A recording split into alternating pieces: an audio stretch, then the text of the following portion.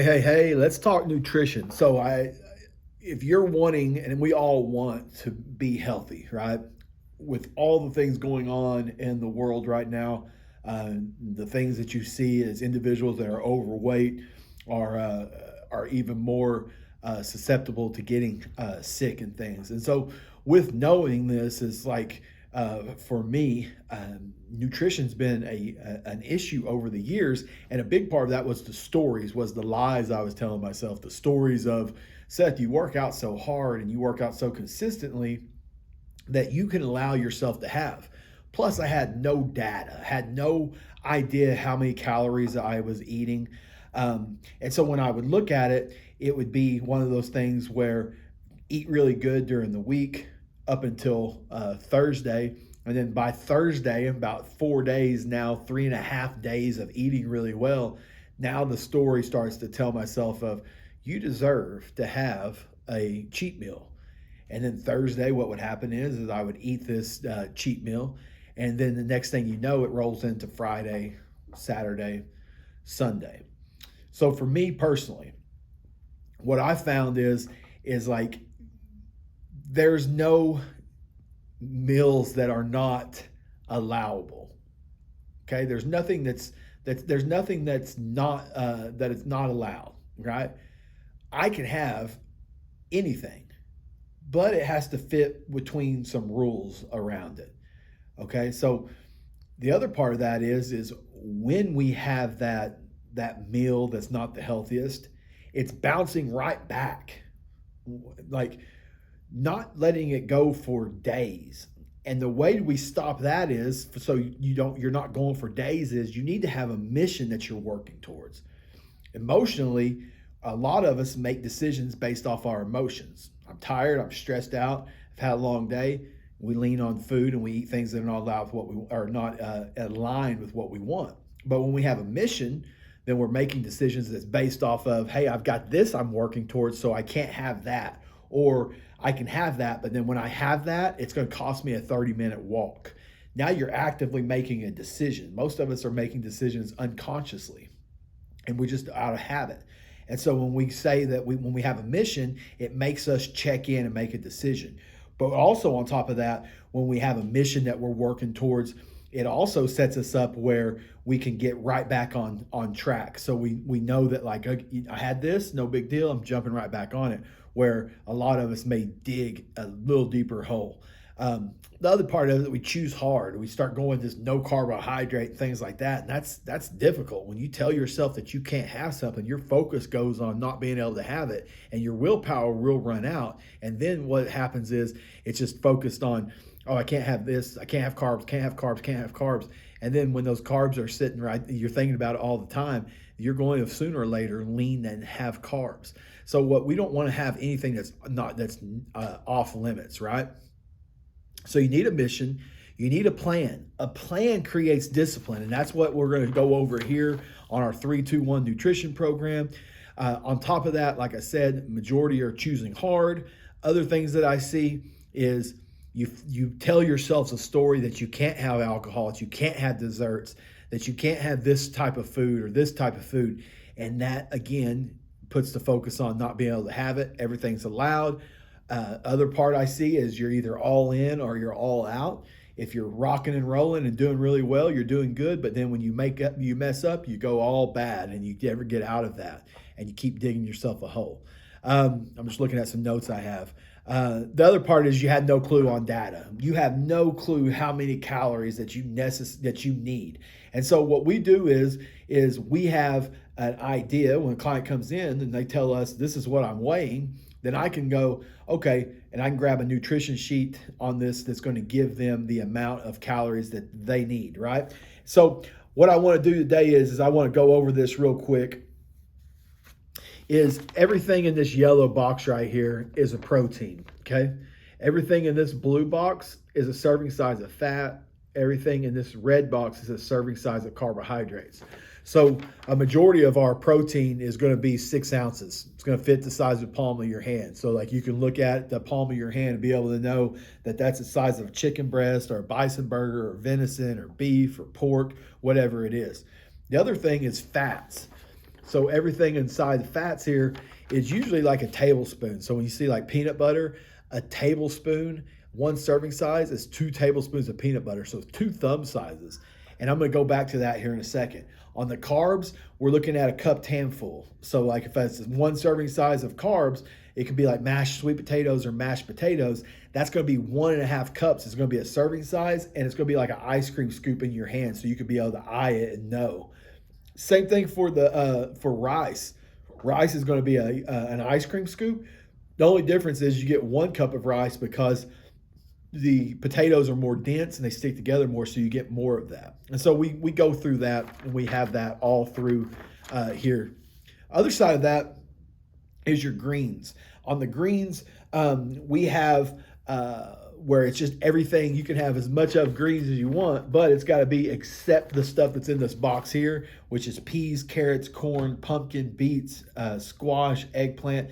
Those have a lot of sugar and things in them. You can have those, but what we're trying to do is not have them for every meal. So we want to keep it more leafy: Brussels sprouts, broccoli, spinach, kale, things like that. So I want to break it down for you real quick. This is where majority of people mess up is. 1 gram of protein is 4 calories. 1 gram of carbs is 4 calories. 1 gram of fat is 9 calories. A majority of people are eating way too much fat, and guess what? They're not getting as much volume of food, and so it keeps them staying hungry. So for instance, I said 1 serving size of peanut butter is 2 thumbprints. Imagine making a peanut butter sandwich with 2 tablespoons. Not happening. When I make it, I'm lathering it. Then I go and I dip my knife in it again. And I lick it. Then I wash the knife off and stuff and put it in the dishwasher and stuff. Right? I'm eating 500-600 calorie sandwich when I think that I'm eating pretty healthy, and I'm putting all of it in there. So for me, like, peanut butter, not something I need. Like 2 tablespoons of peanut butter is only going to piss me off. Like, I don't want to eat that. Same thing when you look at it, like people are eating avocados, they have nutrients. They are healthy. But again, avocados, 1/4 of an avocado or 1/2 an avocado is going to be super high in calories. And so when I start to look at it, it's like, I want my calories to be more protein and carbohydrates that are going to fill me up. And avocado, yeah, it's good. Yeah, guacamole is good, things like that. But if I can't have a lot of it, then it's just going to be one of those things where I'm tempting myself to eat more than I necessarily need. So that's what I want you to really watch out on the fats. Now, when we're looking at this as a whole, if you come down here, this client gets 1 serving size of protein, 1 serving size of carbs, 1 serving size of greens. They get a protein shake here. They then come here, they get a serving size for lunch, a serving size of carbs, a serving size of greens, a serving size of protein. They get another shake here, and then here they're getting 1 gram or 1 serving size of fat, 1 serving size of greens, 1 serving size of protein. So they're leaving carbohydrates out in the evening time. Now that's a good way of doing it. You can have that, but so that's the rules is like, I'm going to have 3 square meals, and I'm going to have 2 protein shakes in between as my snacks. We're not snacking on food. We're taking in protein shakes. So for breakfast, you have a breakfast, 1 serving size of protein, 1 serving size of carbs, 1 serving size of greens. You have a protein shake. Same thing for lunch as breakfast, and then we have another protein shake, and then we have our dinner. For me personally, if I start eating, I'm up early and going and doing. If I start eating breakfast, then I'm going to be thinking. I start that wheel of going, like, what am I going to have for lunch? What am I going to have? And I find myself staying hungry. What I want to do is I want to limit my calories, and I want to keep it in a window so I can go and drink my water and really focus on that. I could have my coffee. I could have an energy drink and really be focused on drinking fluid up for the first 5-6 hours that I'm awake. And this is just me, by about 1 o'clock, then when I start to get hungry, and then that's when I'm going to start really diving into food. So I may have my protein shake, in the morning time if I need it. I may have another protein shake in the morning time if I need it. And then in the evening, in the afternoon, after 1 o'clock, then I start really my food. And the way why I do that is like I said, I want more volume. So I'm going to save that food there. I'm going to have a protein shake about 10 o'clock. I'm going to have maybe like a burrito bowl from Qdoba. So rice, beans, take pork, chicken, steak, some bell pepper, have another protein shake. Now I can carry all this breakfast over here to dinner. Now I can have 2 serving size of protein, which is 12 ounces. I can have 1 serving size of carbohydrates. I can have butter on my carbohydrates, and then I can have a big salad or greens or whatever. What happens there is now we're not counting a bunch of calories. We're not having to plug all of our food in MyFitnessPal. We can be able to eye our food and know that we're eating enough.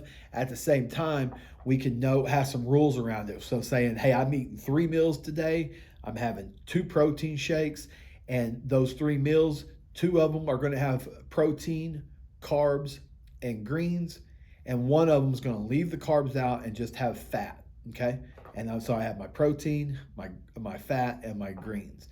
That way that person with this nutrition plan, that you're getting enough calories that are keeping you in a calorie deficit. And that's the big game, is we need to have enough calories to where we can have the energy to fulfill all the things we need to do. But at the same time, we need to be in a calorie deficit in order for us to drop weight. Then on the back side here, now we start having a plan, right? We have our grocery list.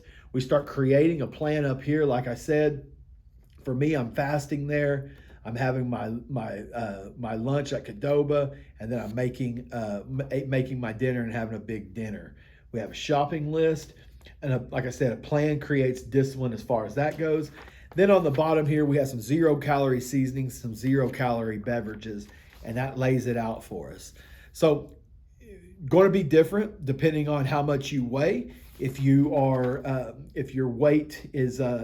a little bit more, then you are going to get a little bit more calories. But if you're at a point where you're at 10 to 15 pounds to lose or whatever, then your calories are going to be condensed a little bit as far as that goes.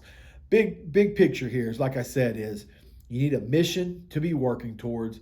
You need a plan. That plan creates discipline. That's with our 3-2-1 nutrition plan. It creates that discipline. But also on top of that, you need accountability. You need somebody that's going to ask you what's going on. How's your nutrition going? Hey, turn your numbers in, things like that. So it's keeping you on track, because I know when my nutrition coach reaches out to me that I don't want to be the guy that's not doing what I said I was going to do. So I plug my food in and go from there. So big picture, that's what we're looking at. That's how it works. Your serving size of protein, serving size of carbs, serving size of greens, protein shake, have that same carb, protein, and greens, another protein shake, then leave the protein or the carb out and add the fat.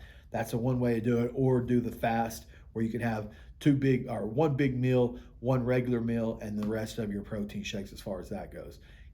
Cut the snacking and have a plan. If this needs some more help with that, I would love to help you. Reach out to me and ask me any questions that you may have, and I'll point you in the right direction. Have a fantastic day.